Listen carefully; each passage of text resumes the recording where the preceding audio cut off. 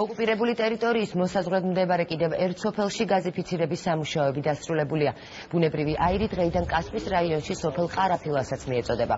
ადგილობრივი ტეხაშვილების ოჯახში ენერგეტიკის მინისტრმა კახა კალაძემ სიმბოლურად გაზი შიდა ქართლის გუბერნატორთან ერთად აანთო. ვიცე-პრემიერის განცხადებით, სულ მალე გამყოფი ხაზის სიახლოვეს მდებარე 40 სოფელი ბუნებრივი აირით სრულად იქნება უზრუნველყოფილი.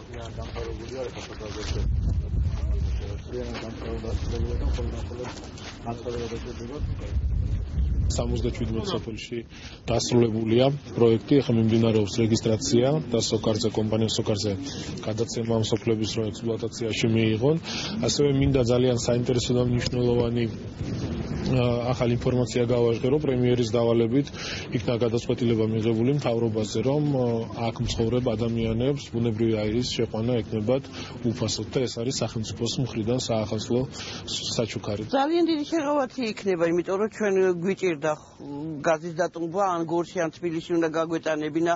ყველას ტრანსპორტი არ აყავს ჩამორჩენილი, აი საზღვრისპირა სოფელი ვართ და იმდენი პირობები არ აგვაქვს და ძალიან გვიჭირდა. საქონელი ყავს რაღაცა, რომ საჭმელი გვინდოდა რაღაცა ნაკვეთებში გავდივართ სამუშაოდ და ძალიან გვიჭირდა, ძალიან დიდი შეღავათი იქნება, ძალიან დიდი მადლობლები ვართ ამ მთავრობისა, რომ ეს ძალიან გვინდოდა, ძალიან სურთ გული და ვეღესეთ და გაგვიკეთეს, დიდ მადლობას მოვახსენებთ.